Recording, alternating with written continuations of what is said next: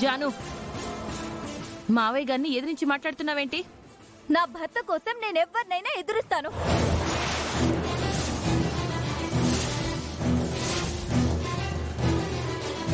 ఆయనకి ఇవ్వాల్సిన విలువ కోసం, దక్కాల్సిన గౌరవం కోసం, రావాల్సిన గుర్తింపు కోసం నేను పోరాడతాను.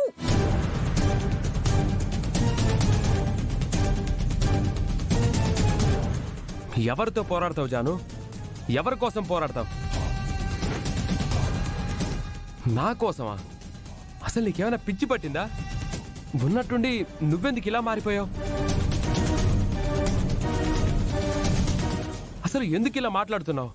మాట్లాడతానండి. మీకు అన్యాయం జరిగితే పోరాడతాను. అది మా అక్క అయినా సరే, బావగారైనా సరే, మావయ్య గారైనా సరే. నోర్మోయ్!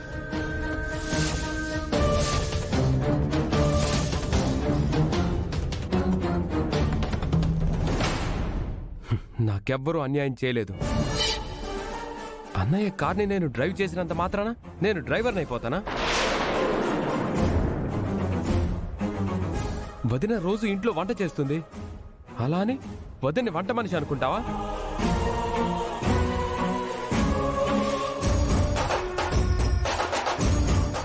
ఈ కుటుంబం కోసం అన్నయ్య కంపెనీలో కష్టపడుతున్నాడు. ఆయన బానిస అయిపోతాడా?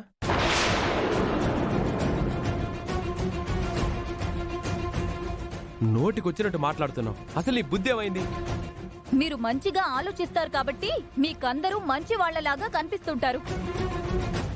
కానీ వాళ్ళు కూడా అలాగే ఆలోచించాలి. బాగా చెప్పారు. నా బాధ కూడా అదే.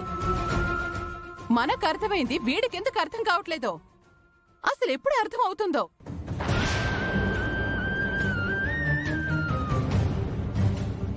అసలు ఏం అర్థం చేసుకున్నారు మీరిద్దరు? ఇక్కడ పరాయి వాళ్ళు ఎవరున్నారు? అంతా మనమే కదా. ఒకరి కోసం ఒకరు పనిచేస్తే తప్పే ఉంది. ఒకరి కోసం ఒకరు పనిచేస్తే ఏ తప్పు లేదు. కానీ అందరి కోసం ఒక్కరు పనిచేస్తేనే సమస్య.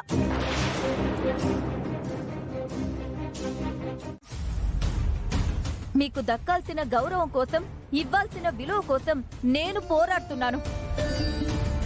అది మా అక్కతో అయినా, మీ అన్నయ్యతో అయినా, ఆఖరికి మావయ్య గారితో అయినా సరే ఎదురుస్తాను.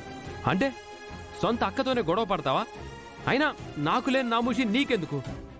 నేను కోల్పోని వాటి కోసం నువ్వెందుకు టెన్షన్ పడుతున్నావు? ఎందుకంటే నేను మీ భార్యని కాబట్టి, మీరు బాగుండాలని నేను ఆశపడుతున్నాను కాబట్టి. మరి వాళ్ళెవరు జాను? మన శత్రువులా? మీ అక్క మా అన్నయ్య కదా, వాళ్ళతో గొడవ పడతావా? అడగందే అమ్మైనా అన్నం పెట్టదు. ఇక్కడెవరూ పిలిచి పీట వేరు. మనకి కావాల్సింది గుండు సూదైనా పోరాడి సాధించుకోవాల్సిందే. దీన్నంతా నీకెవరో నూరిపోశారు. అసలు నువ్వెందుకు ఇలా మారిపోయావు? మీ అక్క మీద చిన్న ఈగ వాళ్ళ సహించని ఆ జానునేనా నువ్వు?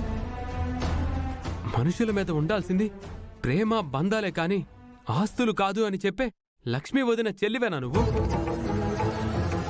ఆస్తి అధికారం అని పిచ్చి పట్టినట్టు మాట్లాడుతున్నావు. ఒక్కటి అడుగుతాను చెప్పండి. మీ అన్నయ్యని కాదని మా అక్క చైర్మన్ అయింది. మీ అమ్మని కాదని అరవింద్ అత్తయ్య ఇంటి తాళాలు నాకిచ్చింది. తన చైర్మన్ పదవి తిరిగి మీ అన్నయ్యకి ఇవ్వలేదు, కానీ నా దగ్గరున్న తాళాలు మా అక్క మీ అమ్మకిప్పించింది. దాని అర్థం ఏంటి? తనకి మాత్రం అన్నీ కావాలి, నా విషయంలో మాత్రం ఉన్నవి కూడా తీసేస్తుంది. మా అక్క బుద్ధి అక్కడే మీకు అర్థం కాలేదా? మీరింకేం చెప్పకండి. నేను కరెక్ట్ గానే ఉన్నాను. అది మీకు ఈ రోజు కాకపోయినా ఏదో ఒక రోజు అర్థం అవుతుంది. ఆ రోజు నేనే కరెక్ట్ అంటారు.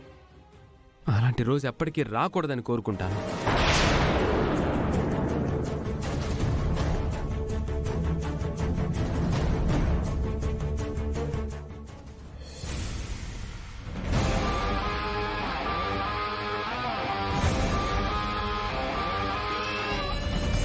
మనీషా, నా కోడల్నేం చేశావు?